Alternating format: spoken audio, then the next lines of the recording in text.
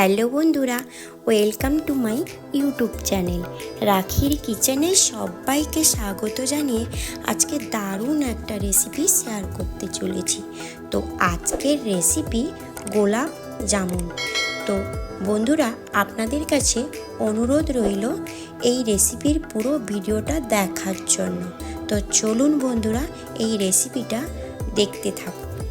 আমি এখানে নিয়ে নেব এই রেসিপিটা বানানোর জন্য ছানা নেব প্রায় 200 থেকে 250 গ্রাম মতো ছানা। আমি এই ছানাটাকে অবশ্য ইচ্ছে করে তৈরি করিনি, দুধটা কেটে যাওয়ার জন্য আমার ছানা তৈরি হয়ে গেছে।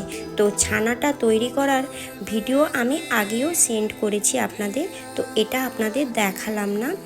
তো এখানে আমি নিয়েছি প্রায় 250 গ্রাম মতো ছানা, আর তাতে নেব 2 টেবিল চামচ গুঁড়ো দুধ আর 1 টেবিল চামচ মতো সুজি, আর নিয়ে নেব ওই চামচের 2 টেবিল চামচ মতো ব্রাউন সুগার, আর ছোট চামচের 1 চামচ নিয়ে নেব বেকিং সোডা।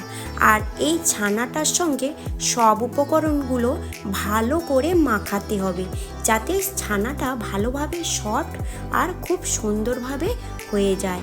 আর মিষ্টিগুলো বানানোর জন্য দারুণভাবে শেপ দেওয়া যাবে, খুবই সফট আর অসাধারণ হয়ে যাবে।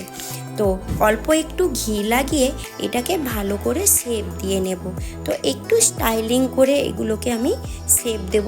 তো আপনারা কিন্তু দেখতে থাকুন কিভাবে এগুলোকে খুব সুন্দরভাবে শেপ দিয়ে নেব। তো এই ছানাটা কিন্তু খুবই ভালোভাবে মাখাতে হবে, আর এটা বাড়ির ছানা হলে খুব সুন্দরভাবে মিষ্টিগুলো তৈরি হয়ে যাবে, ভেঙে যাবার কোনো সম্ভাবনা থাকবে না। এতে কোনো ময়দা বা কর্নফ্লাওয়ার অ্যাড করতে হবে না। তো এগুলোকে এইভাবে আমি কিন্তু খুব সুন্দরভাবে শেপ দিয়ে প্রত্যেকটা আমি বানিয়ে নেব। হ্যাঁ বন্ধুরা, আমি খুব সুন্দরভাবে আপনাদেরকে কিন্তু এই রেসিপিগুলো ভালোভাবে বলেও দিই আর এটা দেখিয়ে দিই, যাতে আপনাদের কোনো অসুবিধে না থাকে। এগুলোকে এইভাবে বাড়ির ছানা হলে বললাম কোনো কিছু অ্যাড করতে হবে না, খুব সুন্দরভাবে কিন্তু মিষ্টিগুলো তৈরি হয়ে যাবে। তো দেখুন আমার এগুলো খুব সুন্দরভাবে তৈরি হয়ে গেছে, আর এইভাবে আমি কিন্তু শেপ দিয়ে নিয়েছি যাতে একটু দেখতে ভালো লাগে। আমি আগের থেকে গ্যাসের ওভেনে পরিমাণ মতো অয়েল দিয়ে গরম করে রেখেছিলাম, আর তাতে অয়েলটা যখন গরম হয়ে আসবে একে একে ওইগুলো ভেজে নিতে হবে।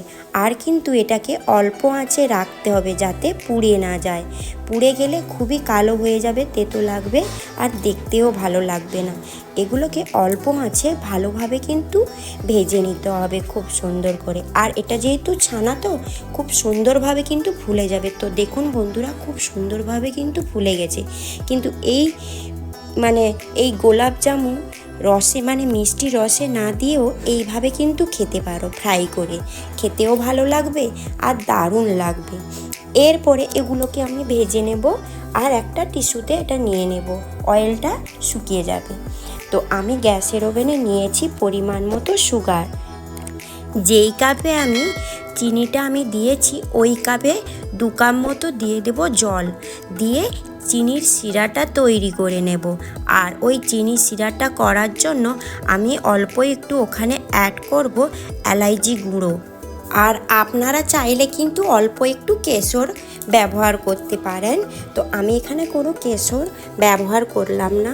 তো বন্ধুরা, কি ভাবছেন? আমার মতো এইভাবে খুব সুন্দর সুন্দর রেসিপি যদি বানাতে চাও, তাহলে প্লিজ বন্ধুরা, যে যেখান থেকে আমার এই রেসিপিগুলো দেখছো বা দেখছেন, আমার চ্যানেলটিকে সাবস্ক্রাইব করে দেবে। আর রেসিপি যদি ভালো লেগে থাকে অবশ্যই রেসিপিগুলো বানিয়ে আমাকে কমেন্টে জানাবে, আর অনেক অনেক শেয়ার করে দেবে, ছোট্ট একটা কিন্তু লাইক করে দিবে।